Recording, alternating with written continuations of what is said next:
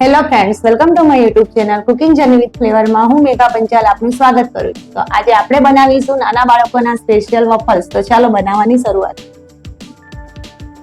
Waffles બનાવવા માટે આપણે એક બાઉલ લઈશું, એના ઉપર ચાળણી મૂકીશું. મેં અહીં એક વાટકી મેંદો લીધો છે. અહીં ઘઉંના લોટનો પણ આપણે ઉપયોગ કરી શકીએ છીએ.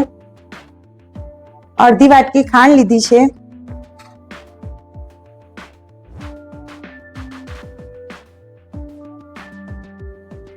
અડધી વાટકી ખાંડ લીધી છે. 4 ચમચી કોકો પાવડર લીધો છે.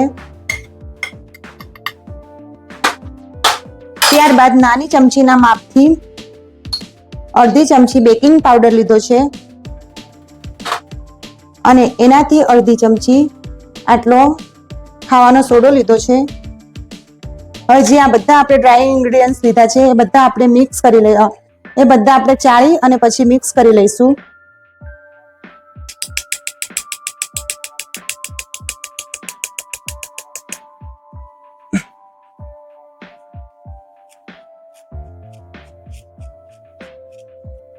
હવે આ જે ડ્રાય ઇન્ગ્રેડિયન્ટ્સ લીધું છે એને આપણે મિક્સ કરી લઈશું.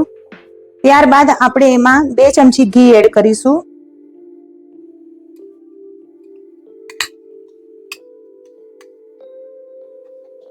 અને મેં અહીં રૂમ ટેમ્પરેચરનું દૂધ લીધું છે. દૂધ આપણે જરૂરિયાત પ્રમાણે યુઝ કરીશું. દૂધ એડ કર્યા પછી આપણે ધીરે ધીરે મિશ્રણને મિક્સ કરી લઈશું.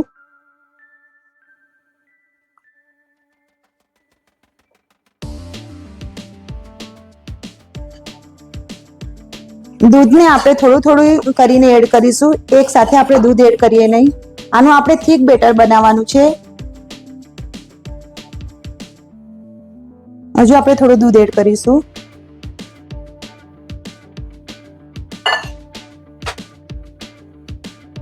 અને મિક્સ કરી લઈશું. આ રીતનું આટલું થીક બેટર આપણે બનાવીને તૈયાર કરીશું. આ બેટર બનાવતા મને અહીં 1 વાટકી દૂધનો ઉપયોગ કર્યો છે, એટલે 1 વાટકી મેંદાની સામે મેં 1 વાટકી દૂધનો ઉપયોગ કર્યો છે. આપણે વોફલ્સ મેકરને ઘી વડે ગ્રીસ કરી લઈશું.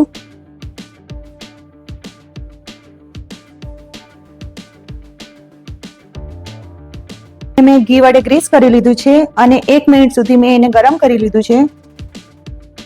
ત્યારબાદ આપણે જે આ વોફલ્સ માટેનું બેટર બનાવ્યું હતું એ અંદર એડ કરીશું.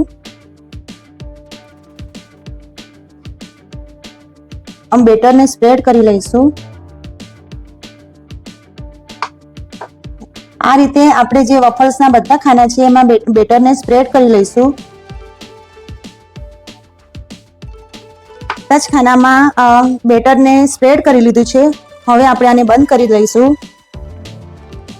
અને અહીં મેં વોફલ્સ મેકરને લાઇટ મોડ ઉપર મૂક્યું છે. ડાર્ક મોડ પણ આવે છે, બંને મોડ આવે છે, લાઇટ અને ડાર્ક. આપણે જે જોઈતો હોય એ મોડ પર આપણે મૂકી શકીએ. વોફલ્સ મૂક્યા પછી આપણે 2-3 મિનિટ પછી આપણે ચેક કરીશું. આપણે એકવાર ચેક કરી લઈશું.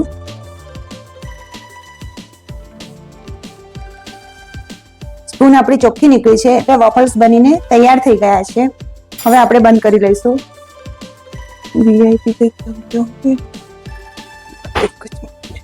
આપણે વોફલ્સને બહાર કાઢી લઈશું અને આ રીતે જાળીવાળી પ્લેટ ઉપર મૂકીશું.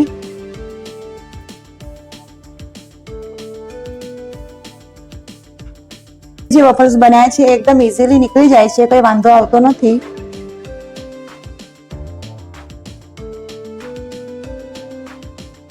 પણ જ્યારે પણ આપણે વોફલ્સ બનાવીએ તો એને આવી રીતે જાળીવાળી પ્લેટ પર જ મૂકવાનું, જેથી નીચે વરાળ ના થાય અને વોફલ્સ એકદમ લૂઝ ના પડી જાય. એને તૈયાર છે. હવે આપણે આને સર્વિંગ કરીશું. બનાવ્યા છે ચોકલેટ વોફલ્સ, એટલે વેનીલા આઈસ્ક્રીમ વડે આપણે એને સર્વ કરીશું. આ રીતે ઉપર આપણે વેનીલા આઈસ્ક્રીમ મૂકીશું. હવે ગાર્નિશિંગ કરીશું.